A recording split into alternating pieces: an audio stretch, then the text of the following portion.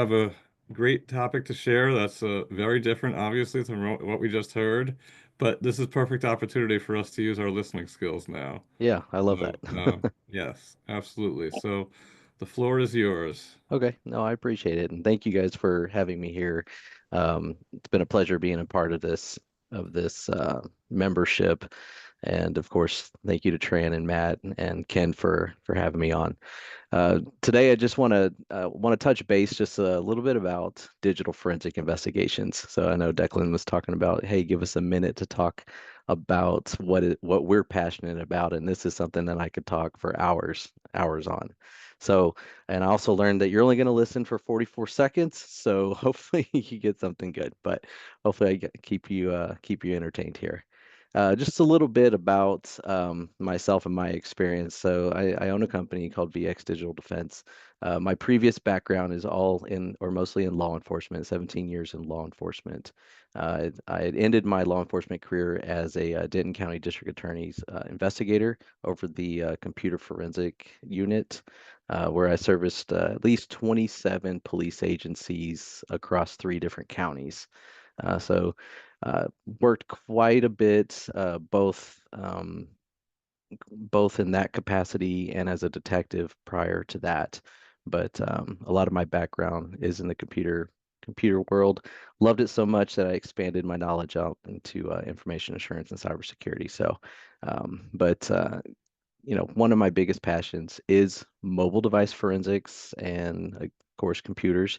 What I'm going to talk about today is I'm going to talk a little bit about what digital forensics is, how it could help in different aspects of life, whether it's on the business side or whether it's on cybersecurity side or even in a criminal case.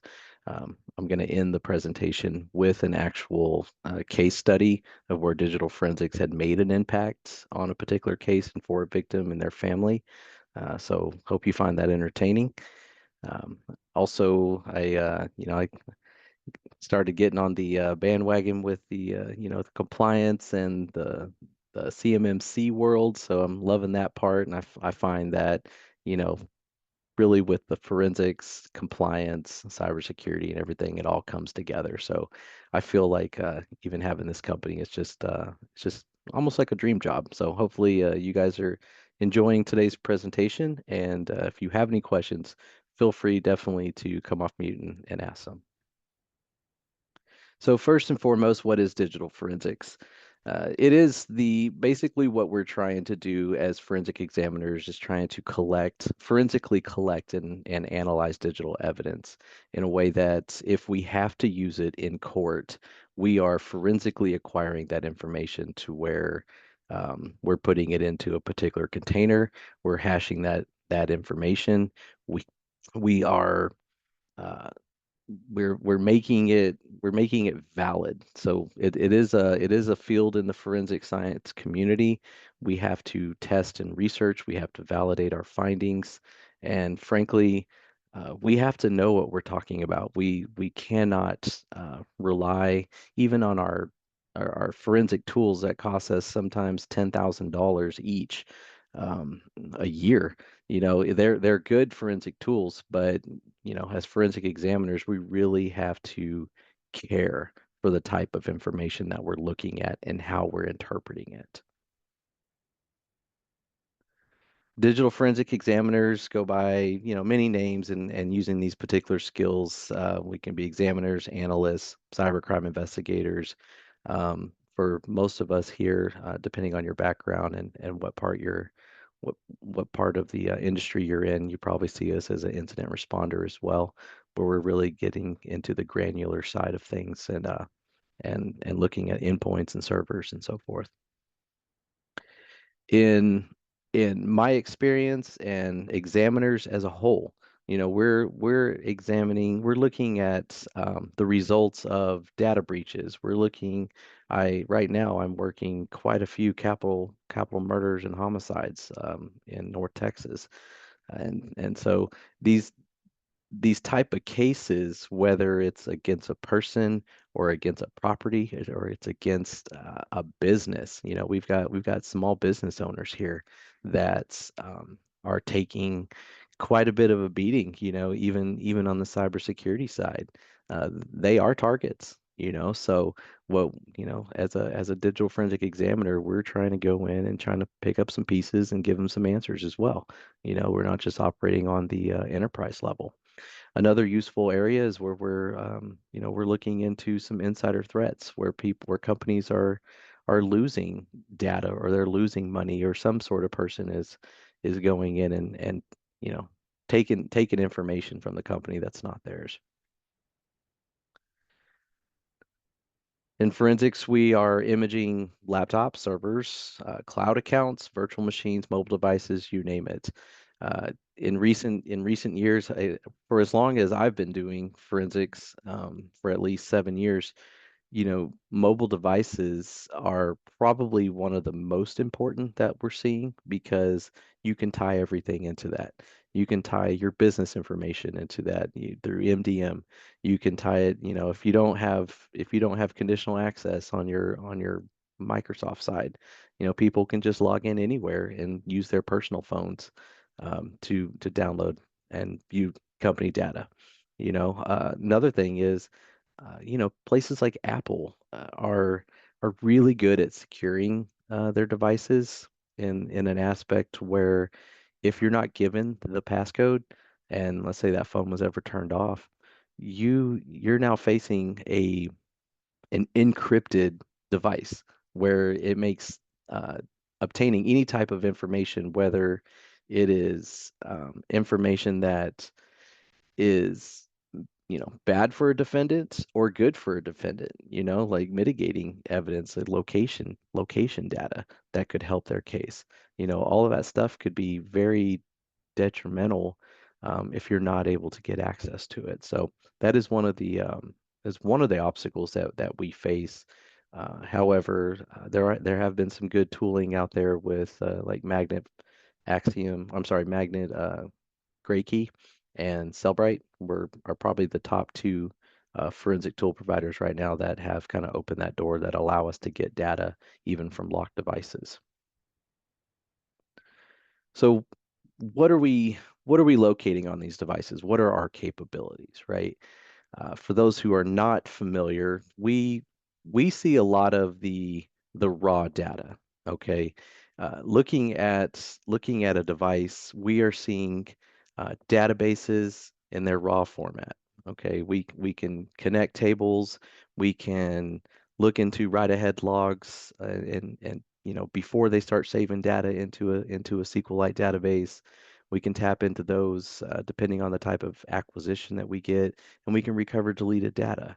We look. I know iPhones now are starting to use more protobufs as far as like data stores are involved, and these are kind of things that a lot of people really, even in our fields, depending on the field that you're in, it's a lot of this stuff is already decoded for us. It's already just made available for us. We don't even know that this data is residing in the background.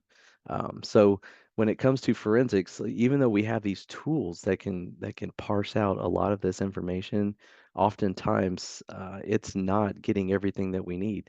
In fact, only 1% of third-party applications that are out there on the Apple Store or Google Play Store, those only 1% are decoded. So if you're actually relying on data that's coming, from these devices, you're going to need some sort of digital forensic examiner that is trained and comfortable with these type of data stores to go in and dig a little deeper.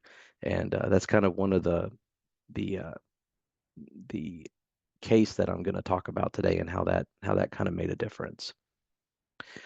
We also have the ability to retrace user activity, what apps they opened, how they held, when they turned on their camera, whether it was a front-facing camera, rear-facing camera, if they turned it sideways, how many steps they took, depending if they're using an iWatch or Apple Watch, or if they're using, the phone in their pocket or something like that. So, uh, we can even retrace the steps of how threat actors, get into a system, how they traverse a file system, depending on the file system that's there. uh, what USB they actually plugged into, what an employee plugged into, and what data they took out of it. So there's a lot of good information that's held within these devices that aren't that aren't available through our MDM, or that aren't available through Microsoft 365. Um, a lot of us also, work cases where, we can pull data even from a vehicle. We can do a chip off on these vehicles and pull data off of it, like speeds. But I've been able to work some cases where I'm able to uh, get the speed of that vehicle based off of someone's cell phone, or when a particular crash occurred versus when the 911 call came in and so forth. So it's kind of cool to be able to correlate that type of data. There is some conversion involved. Apple and Android actually, they all save their data in meters per second. So we've got to do some conversion on that part. But a lot of the data that we find, especially that unparsed data, that that non-decoded data that comes out of these devices, uh, since only 1% of them are parsed out, we actually have to do a lot of testing and research to make sure that our findings are accurate, that they're valid. And if another examiner comes in behind us and sees that exact same information, we have to show that, you know, this data's integrity is good, it's intact, we're looking at the exact same thing, and then they can go and test and research their findings as well. So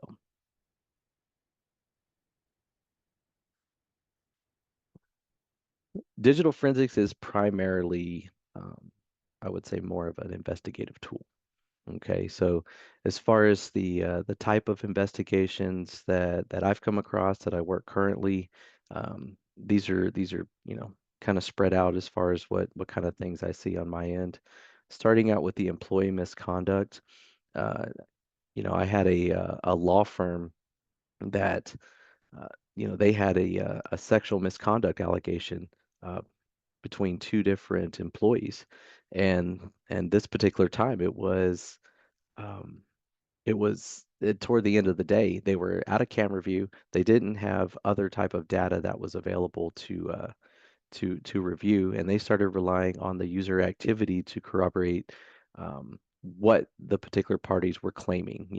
At this particular time, I left my desk and he said this, and we were over here for 13 minutes and so forth, and he said this. They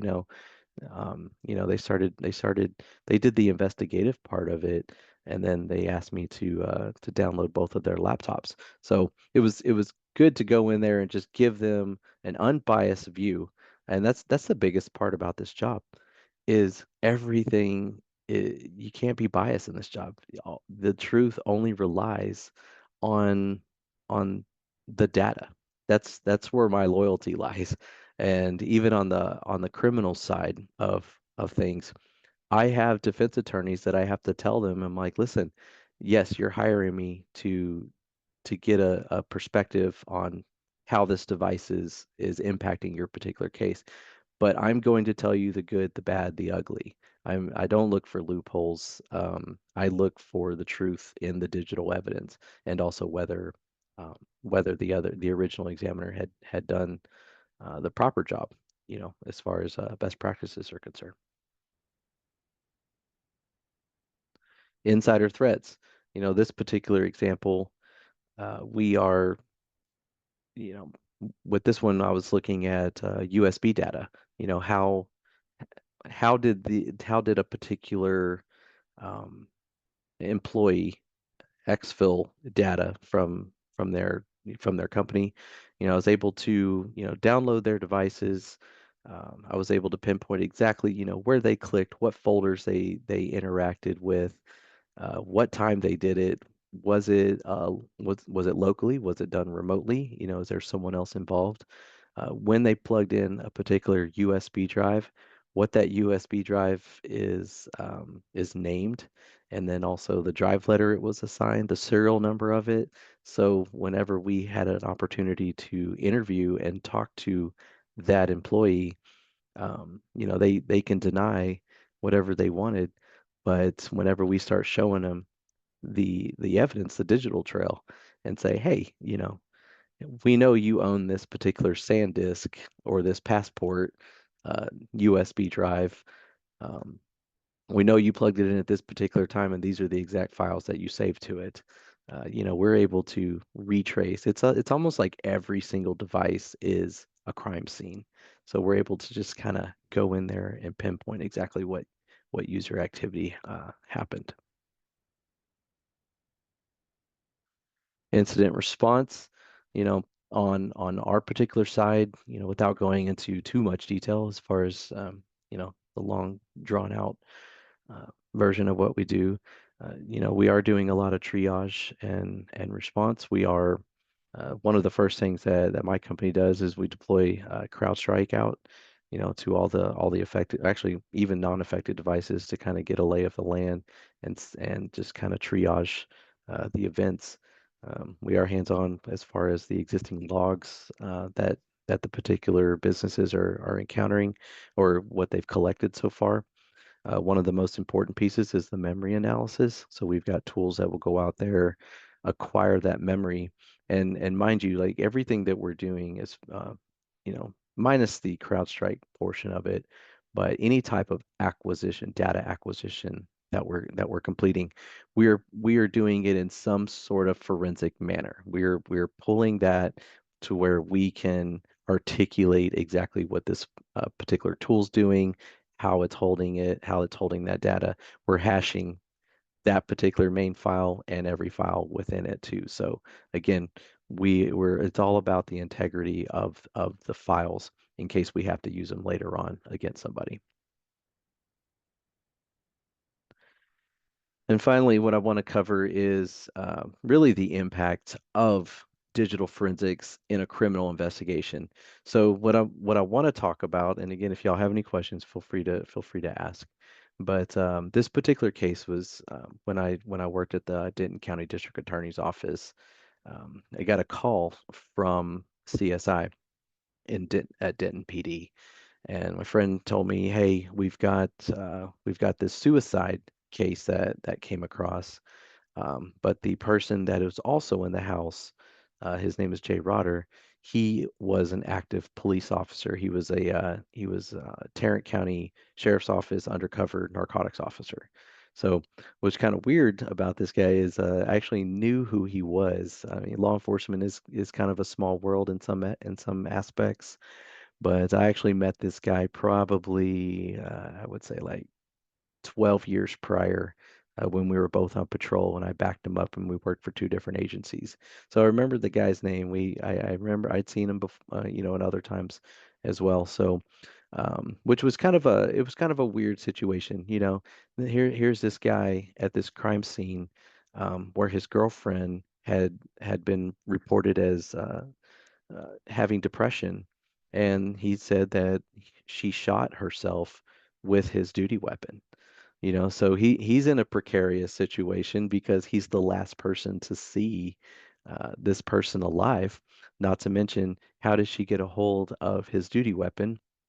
And the other weird part about this, um, he's an undercover narcotics officer, right? So uh, we trust that police are handling their business how they should, right? So in this particular instance, he had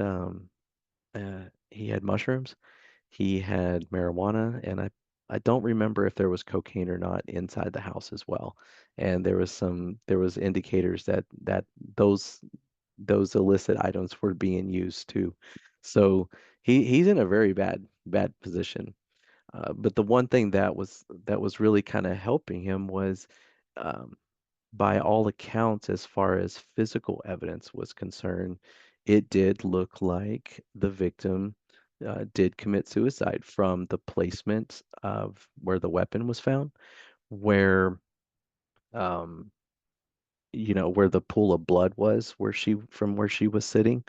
And during the interview with him, he had mentioned that, he knew that she was depressed. She was in a wheelchair. She was a paraplegic, and she had had some surgeries recently, that year. So, it was easy to see that, this is a sad situation, all around. But he's all there, police are asking him, what were y'all doing when this happened? And he's like, we were watching a movie. We were sitting in front of this computer watching a movie. So so when I get this call, they they did a good job. They said they were using this computer. We need to find out if he was watching a movie. What movie he was watching. I forgot what they said he was watching. So one of my first things are, okay, well, let's get it. Let's get that device. Let's get his cell phones. Let's recreate this crime scene. Okay. At this point, I'm thinking I am just going to um, I got to look at this guy's browser history or his applications and say, okay, he's watching this particular movie on Netflix. So that's what I'm thinking. Some of the forensic tools that I was using in this particular case, our DA, he was pretty good at investing in some really good tools. I was using the latest Magnet Axiom forensics tool. I was using the latest Cellbrite tool, and then for validation purposes, I was using Forensic Explorer. So I will tell you this, for any examiner and any investigator for that matter, one of the biggest things that I would say is a must-have requirement is you got to be curious, right? And and I will be the first to say that in my methodology and how I go about and look at things, pictures tell a lot about a person, right? Or they tell a lot about someone's activity on their particular devices. So I'm looking through all these photos, okay? And I don't know how many people here are familiar with forensics or ever acquiring data and downloading this stuff. There are hundreds of thousands of photos that pop up from any device. Doesn't matter what it is, hundreds of thousands of photos, thumbnails, the original photos, photos that are saved on there, you name it. Everything comes there. Browser artifacts, um, places from the applications themselves. They are all saved in different areas. So let's see. I don't know who's writing on there, but I Oh, can. somebody's writing on there. All Yeah, right, hold on a second. let's see if you Let me can. just let me All just right, hold on a second.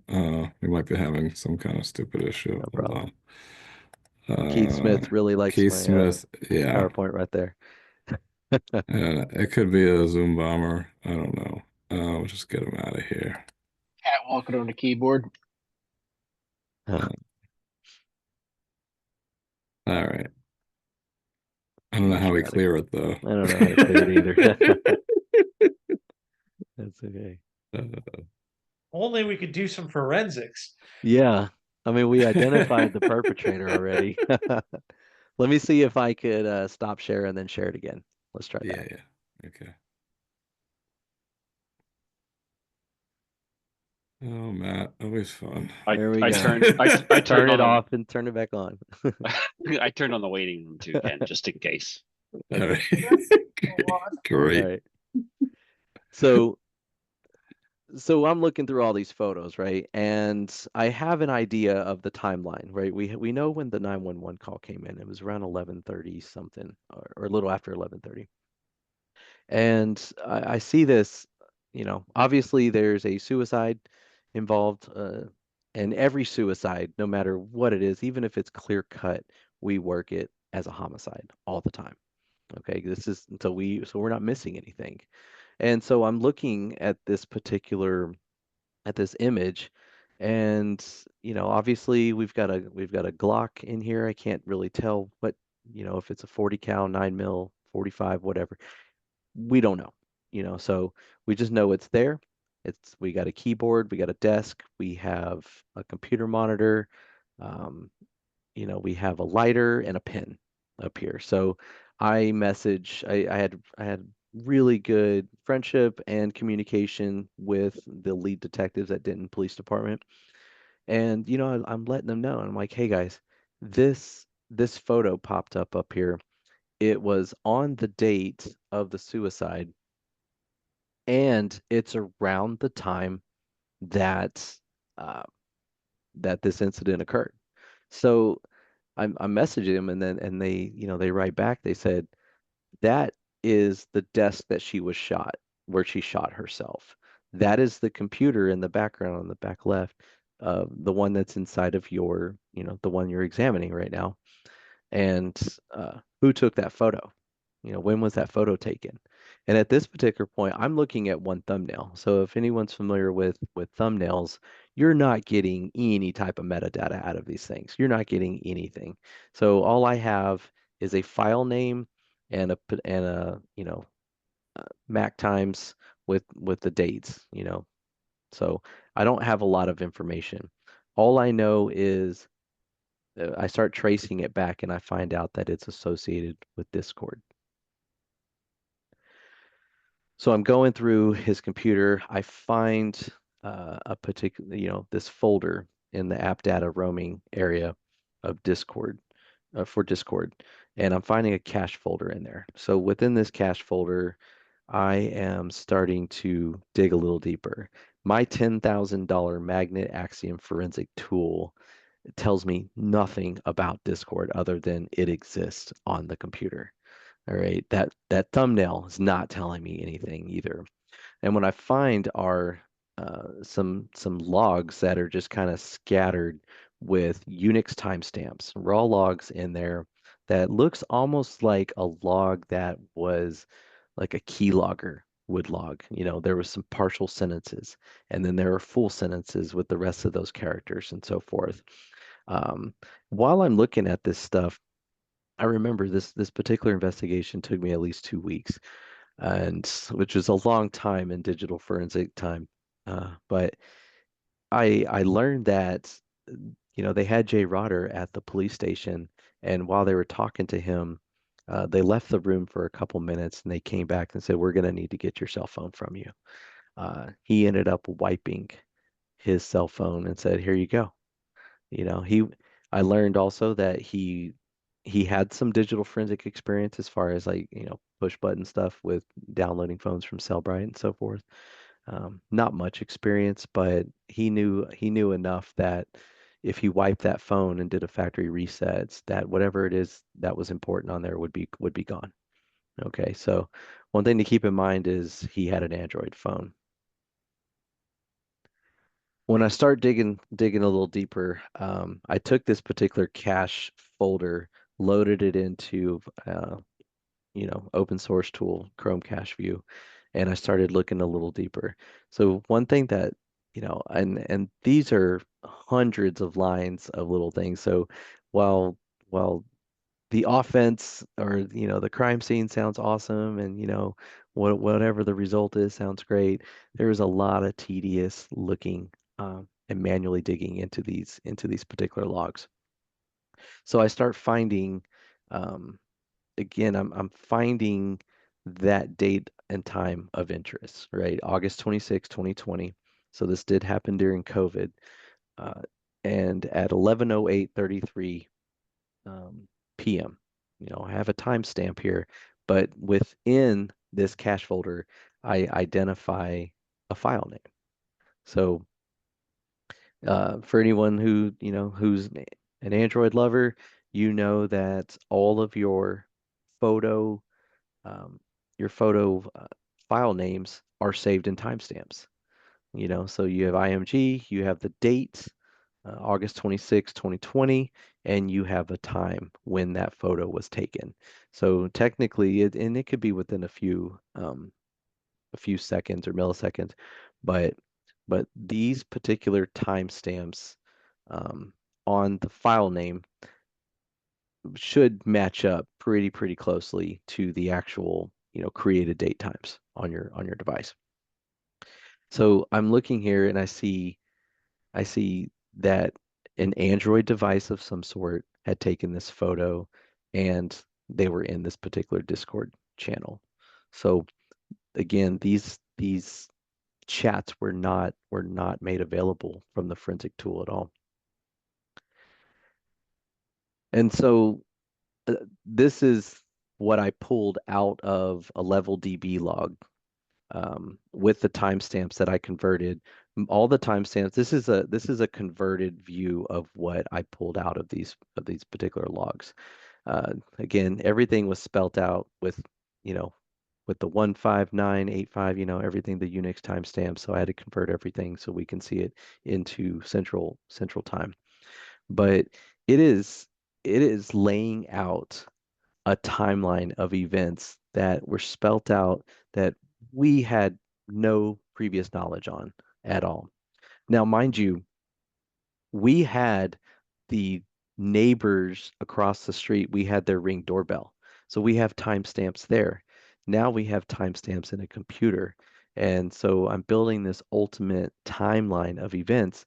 But he's talking about, I killed that milk bomb. I went into the yard and murked that milk. I don't know about you. I don't know what murked means, but uh, as far as okay, he did something in the yard, right? And then you get down here at 231355. I just sent a 9 milli speed, pardon my language, in this fucking hippie. I mean, okay, what is that? So I am messaging, talking to the investigator, and I said, what caliber is his duty weapon? He said a 9 millimeter. I said, send me a picture of that. Send me some crime scene photos. Let me look at that particular desk and everything like that.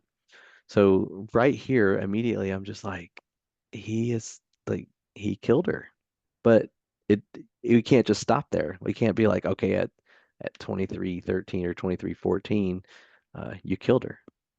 We can't stop there. So we go a little further. I tell Denton Police Department, I'm like, hey, listen, I found this chat log. Not to mention, I'm looking at this Ring doorbell, and you hear this really loud gunshot. Um, and she was shot inside. So if she shot herself inside, a neighbor's Ring doorbell is going to be it's not going to be very loud. Unless you have all the doors and windows open, then maybe you'll get some of that. But I asked, like, did you search in the backyard? Did you find anything in the backyard? They say, actually, no, we didn't search in the back. We looked back there. It was dark, but the crime scene was inside, so we didn't search it. I said, okay, well, y'all need to go get another search warrant, take back that scene, go back and look for a 9 millimeter shell casing, because the only shell casing that they had was one inside of the house near where she was lying. So I make this super timeline, and I'm like, okay, this is what he's saying. This is actually what's in the computer versus what the Ring doorbell says. And he's talking about a milk bottle. Like, what is that? Like, what did he shoot? Did he shoot something back there? They ended up going back to the house. They found the shell casing on the back patio where he had shot. They found a broken milk bottle that was of organic milk of some sort, and it was in the trash can rolled out up front. And so they seized that. They seized the shell casing. They took pictures of all of that. Um, and so now we're starting to build a case of a little bit more information, right? We've got chat logs with timestamps that are they matching up? Ring doorbell says something. Okay, that kind of helps. But we have physical evidence to match the actions that are being spelt out inside of the chat logs that I found. So with we go back to researching and testing our data. I have to load, I go up and load a virtual machine that has the same version of Windows 10 that his computer's using. I load Discord in there, the exact same. I'm trying to recreate his steps and how he had it. And I didn't, once I found that Android file name in there, I knew he was using his phone at some point. So, those pictures that he'd taken, they were on the phone and they were gone. But I needed to find out, how did the chats get there? Was he chatting on his keyboard on his computer, or was he chatting on his phone because he was sending photos of the gun right in front of the desk from a first person point of view with an Android phone? So how was all of this taking place? So I started comparing data. I took that's a picture of my old Jeep, and I started documenting everything. What time did I take that? What time did I take that picture? you know, do the photo timestamps also match an Android device? So I have IMG, you have the exact same naming convention of the file name. You have the timestamps 12:49:15, 12:49 here, milliseconds. And then I'm pulling that Chrome cache view log from the exact same cache folder that is in Discord. And again, Magnet Forensics was not pulling any of this data. It was not pulling anything about it. So, but I found my my file name from the phone that I had shared. I was actually I joined Discord during this particular case. I didn't have it previously, but I made an account. Um, Started talking to some other forensic guys. I was actually chatting with a guy in the UK that had done some research on Discord forensics. So, I'm chatting with him as a known person and trying to capture these logs and seeing how they, if they pop up the same. I'm also finding you know, I was able to confirm that these were the Discord channel names. They do correspond with these particular JSON files that I was looking at as well in the cache folder. So everything was lined up, and then I could also articulate that when these particular messages were typed, Discord accurately saved messages that were typed from an Android phone onto the computer because he was logged in on both devices under Discord and it was syncing without him even knowing. So he was more worried about the origination of that data. He was worried about, him, the messages he was writing on the phone and the picture that he took. I don't think anyone would have known that it would have popped up on the computer. So finally, with the Discord channel, ID that we had, Denton Police Department went and wrote a search warrant for Discord. And this was kind of like a moment of truth for everything. And it was like, okay, I have my research. I'm certain in what I was finding. I'm certain in, like, I tested it. These are good timestamps. These are good logs. This is what happens when you type this out. But then we only had one side of the picture. We only had one side of the conversation. So the luckily Discord still retained all of the original logs. So with the search warrant, I was able to get that information. These are unconverted UTC times in here, but they are all in chronological order. But when you take, on the top here where it says log is the information that I pulled from the log, I killed that milk bomb. And then someone replies, holy shit, Peter's tripping. Peter Rabbit was his username on Discord also.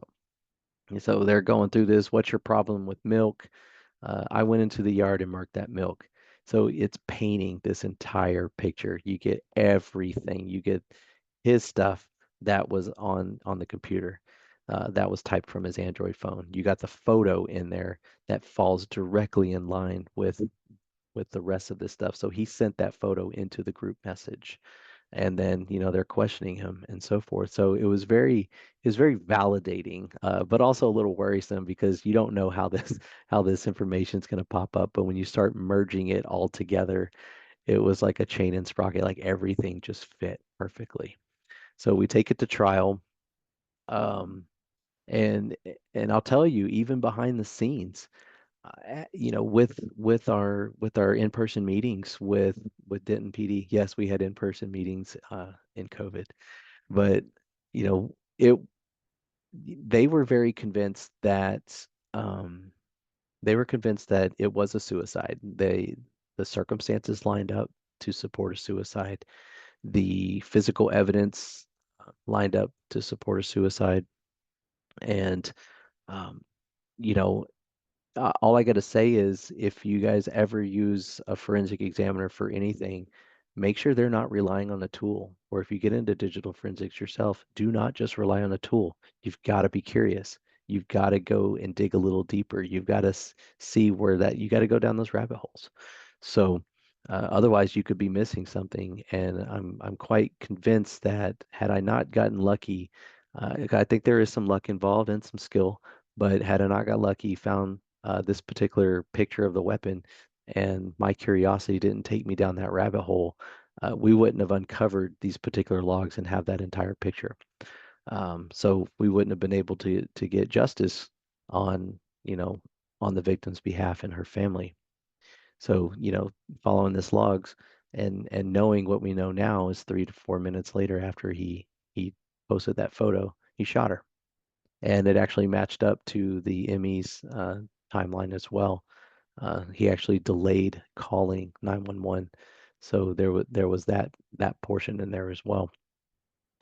But after it was all said and done, after I think it was probably about a 2-week trial, you know, this was a sensitive case because it was a police officer that we were going after. It was a police officer that had done something that he frankly, you know, he was guilty of.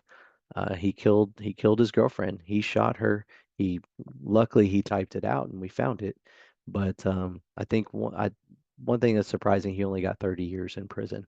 But you know, you know, I've talked about this case multiple times, multiple presentations, and it you know, my biggest thing is like I mentioned, like don't rely on the tool. We all of us use some sort of tooling in our industry, and some of it's good, some of it's great, some of it just frankly just misses the mark. So I think this just goes to show that while we can use our tools as leverage, we should also be out there validating it and making sure where that information's coming from. So if you guys have any questions, feel free to ask. You can ask here. You can email me or call me. Be happy to answer. Thank you so much, Mario. This was really interesting. And most of the people stayed on this session. Okay, so just so That's you awesome. know, I was watching the count only, and people just knocked off. So I think you had everybody's attention. So Awesome. That's good. thank you so much for all this. And Absolutely. uh, if you had questions and they didn't get answered tonight, please feel free to email him. Okay, and sorry we didn't get to them, so everybody can share it. But Oh no, it's good. Yeah, okay, thank you guys very all much. right. I appreciate it. Thank you so much, Mario. Yeah, Really thank you. appreciate Thanks, it. Mario. All right. Thank you, Thank you. Mario. That was fantastic. That was like so fascinating. Awesome. Thank It's real you. life CSI. Wow. Yeah, absolutely. Amazing. That was wild. Yeah, thank you very much. Thank you.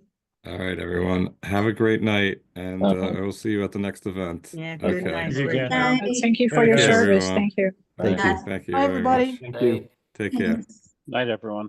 Bye. Good night. Bye.